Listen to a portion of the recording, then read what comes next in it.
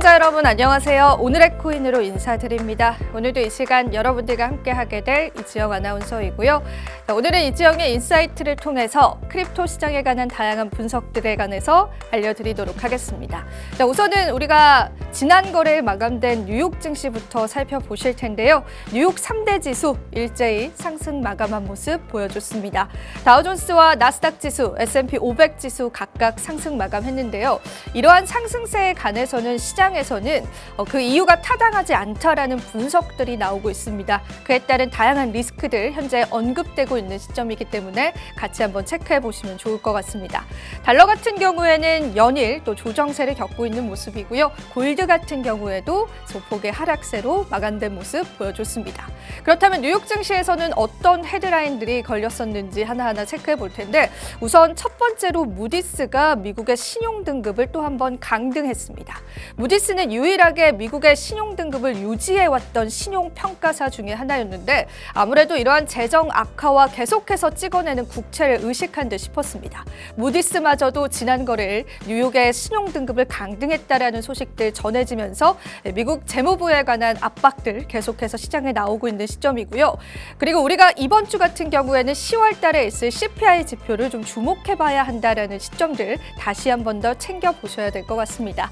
그뿐만이 아니라 뉴욕 증시 헤드라인으로 걸렸었던 하나의 이슈가 있었습니다. 블랙록이 비트코인에 이어서 이더리움마저도 현물 ETF를 신청했다라는 소식들이 전해졌고요.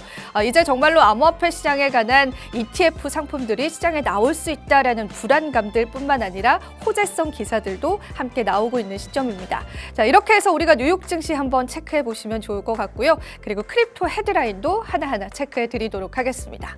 먼저 첫 번째로 알려드릴 크립토 헤드라인 같은 경우에는 센티멘트의 소식입니다. 고래들이 알트코인을 굉장히 많이 사들이고 있다라고 한 하나의 분석 자료들 잠시 뒤에 분석을 해드릴 예정이고요. 그리고 두 번째로 알려드릴 이야기는 만약에 SEC와 리플이 합의를 이어갈 경우에 이 합의금은 얼마나 될 수 있을지에 관한 객관적인 지표들 함께 해드리겠습니다.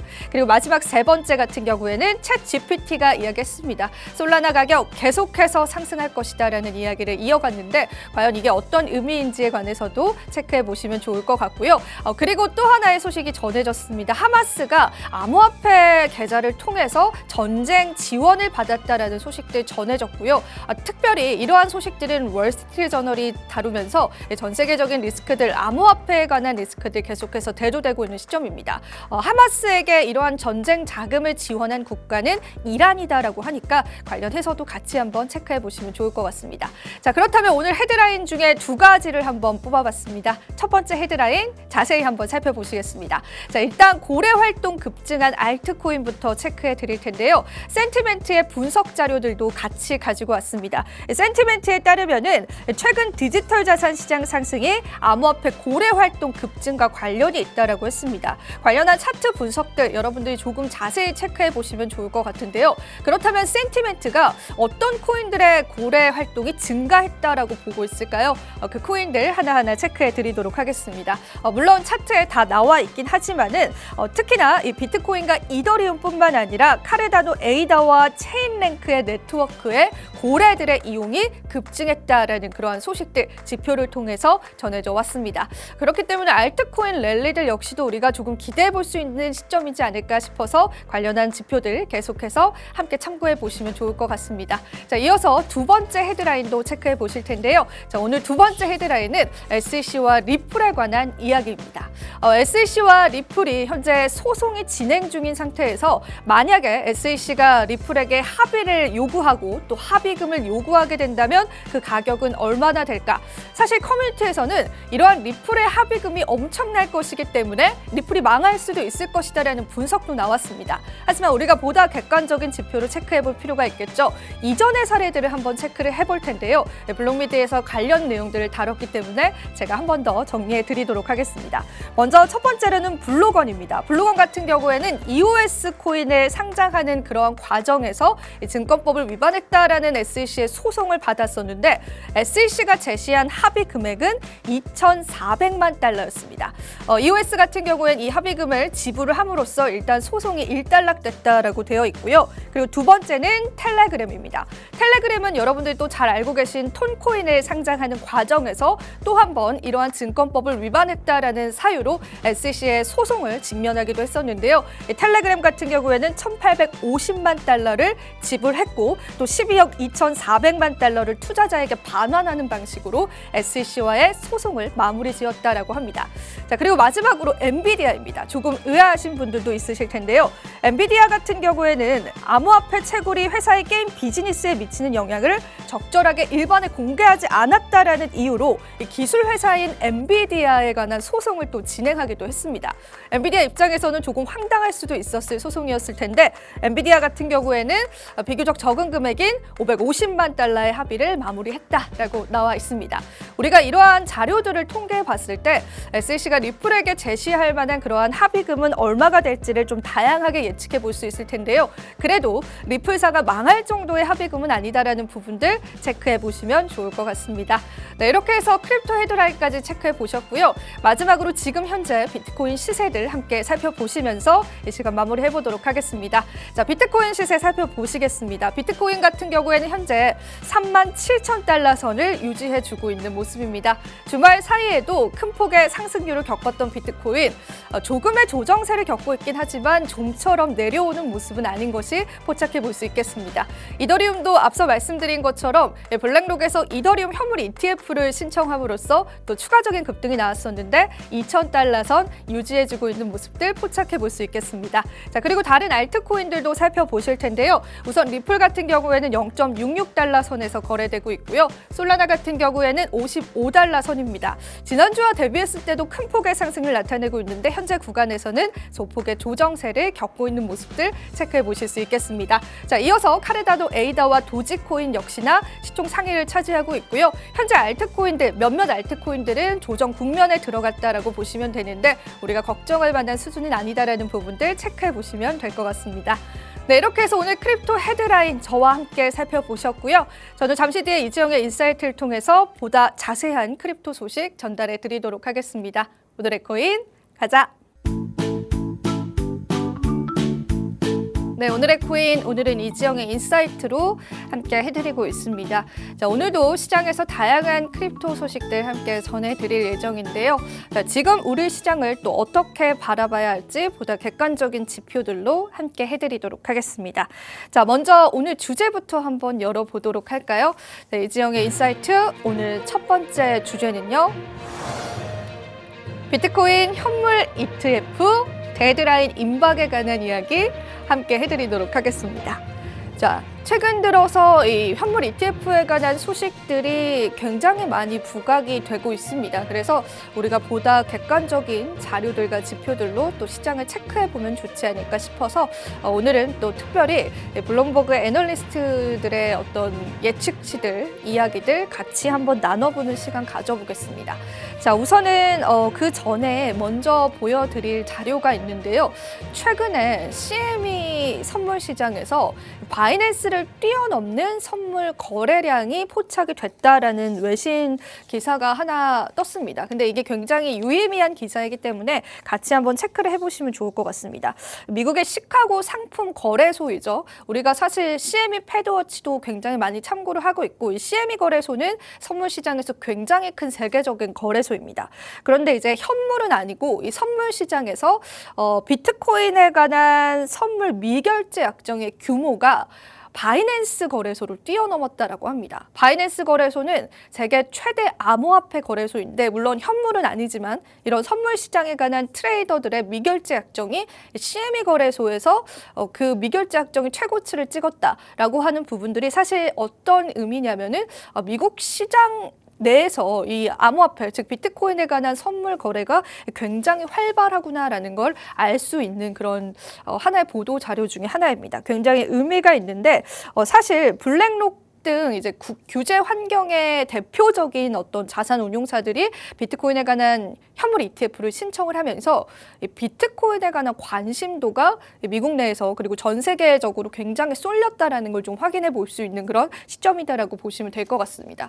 그래서 이 바이낸스와의 어떤 점유율들이 비슷해졌다라는 기사까지는 제가 확인을 해봤었는데 또 지난 금요일 보니까 이 미결제 약정이 뛰어넘었다라는 기사까지도 나오더라고요. 그래서 실제로 이 암호화폐 관한 선물 시장의 거래량들이 자연스럽게 CME 그룹으로 옮겨지면서 보다 세계적인 트레이더들의 관심을 얻고 있는 시점이지 않을까 생각이 드는 그러한 기사다라고 보시면 될 것 같습니다. 그래서 여러분들이 같이 한번 체크를 해보시면 될 것 같고요.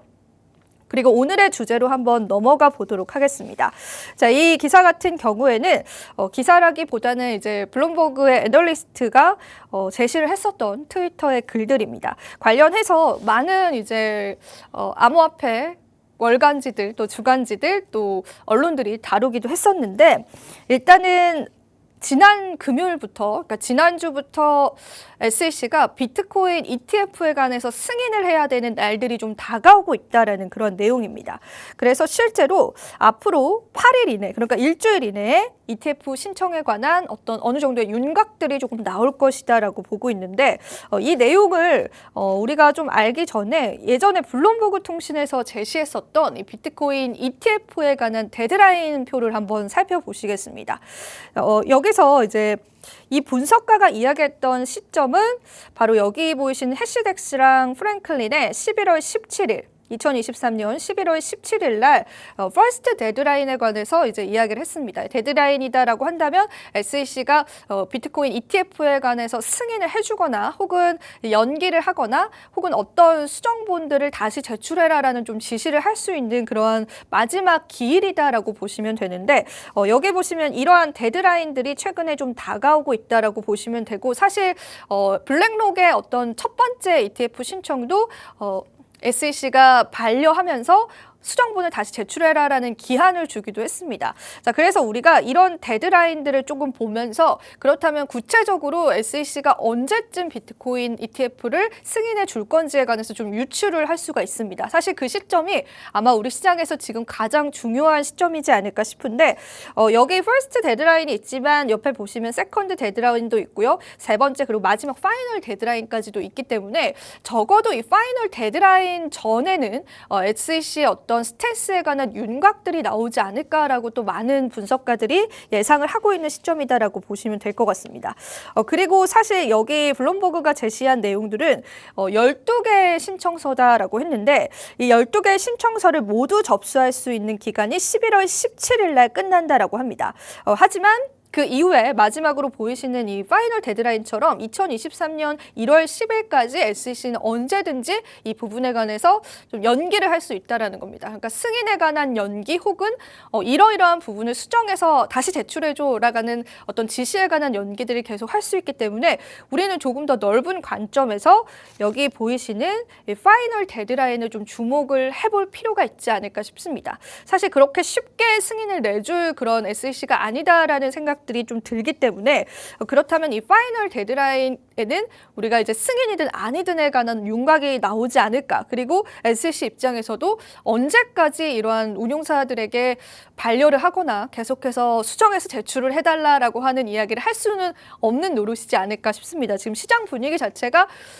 승인을 해줘야 된다라는 분위기가 상당히 많기도 합니다. 그래서 블룸버그 애널리스트들은 이러한 좀 데드라인들을 좀 이야기를 하면서 우리가 이 날짜들을 좀 체크를 해보면 좋을 것 같고 중요한 거는 지금 여기 퍼스트 데드라인으로 되어 있는 11월 17일의 이 시점들 그때 SEC의 스탠스가 어떻게 될 것이냐에 따라서 또 시장에 관한 판도가 변화될 수 있다라고 했기 때문에 그 부분을 주목을 해봐야 된다라고 봐야 될 것 같습니다. 근데 우리가 사실 이런 비트코인 ETF에 관해서 굉장히 유명한 또 분석가가 있습니다. 지금 이 자료를 제시한 분석가와 또 에릭 발추나스라는 분석가가 있는데 이 두 애널리스트들이 예상을 하기에는 사실상 이번에 또 승인을 내주지는 않을 것이다라는 예상이 많기도 하지만 일단 모두 다 내년 1월 10일 이전에는 승인될 가능성이 있다라고 바라보고 있습니다. 그래서 아마 이 분석가들의 이제 예측에 따른다면은 내년 1월 달 정도면은 승인이 나지 않을까 싶은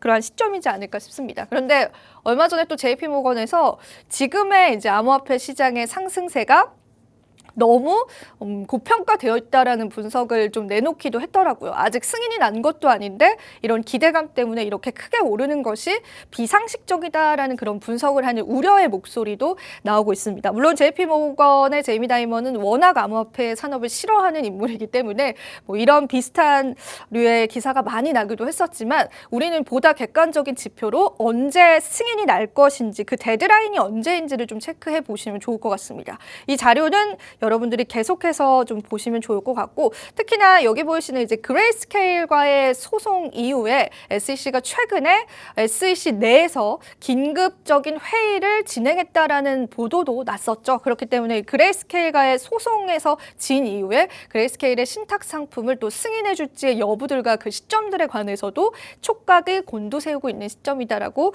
여러분들 함께 체크를 해보시면 좋을 것 같습니다.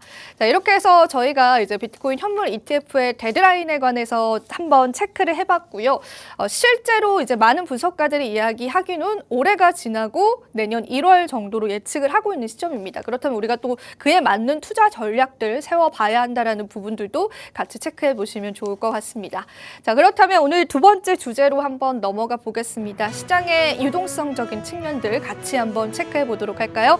이지영의 인사이트 오늘 두 번째 주제는요. 글래스노드 리포트 함께 해드리겠습니다. 시장 공급 긴축에 관한 이야기 같이 한번 나눠보도록 하겠습니다. 네, 우리 글래스노드 리포트들 한번 체크를 해봐야겠죠.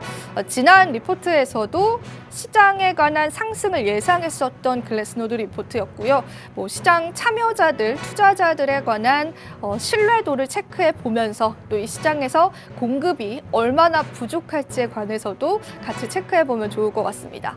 우리가 사실 긴축이다라고 하는 말만 들으면은 여러분들 약간 불안하실 거예요. 지금 페드가 취하고 있는 정책들, 이 긴축이라는 정책들이 사실은 시장에 관한 유동성들을 좀 축소시킬 수 있다라는 우려감들 때문에 항상 이 긴축을 좀 투자자 입장에서는 싫어하게 될 텐데 글래스노드가 긴축이다라는 단어를 썼습니다. 글래스노드 리포트의 헤드라인을 조금 체크를 해볼 텐데 공급 긴축이다라는 단어를 썼습니다. 자, 공급 긴축 이게 어떤 이야기일까요? 시장에 관해서 수요는 굉장히 많은데 지금 공급이 부족한 패턴들이 자꾸 펼쳐지고 있다는 거예요. 그러면 자연스럽게 시장에 관한 가격 상승도 조금 더 펌핑될 수 있지 않을까 싶습니다. 그래서 글래스노드 리포트를 통해서 하나하나 우리가 체크를 해보도록 할 테고요. 그렇다면 투자자들은 지금 시점에서 코인을 팔고 싶어 할까요? 더 사고 싶어 할까요? 아니면은 조금 더 큰 펌핑을 기다리고 있을까요? 우리가 지표를 통해서 한번 체크를 해보도록 하겠습니다.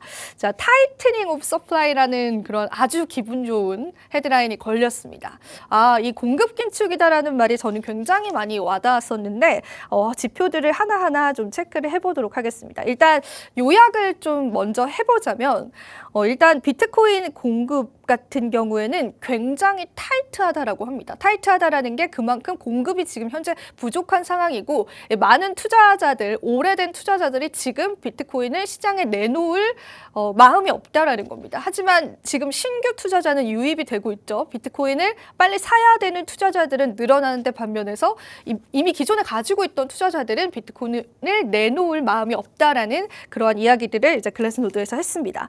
자, 그렇다면 이제 하나하나 지표를 체크를 해보실 텐데 시간 관계상 조금 빠르게 지나가 보도록 하겠습니다. 일단 이 활성 공급, 그러니까 공급된 코인들의 마지막 활동일이 언제인지를 체크하는 지표이거든요. 여기 보시면은 1년. 여기 보시면 1년이고요. 1년 이상 전에 마지막으로 활동이 됐었고 3년 이상 전, 그리고 2년 이상 전, 그리고 5년 이상 전에 마지막으로 활동한 그러한 코인들입니다.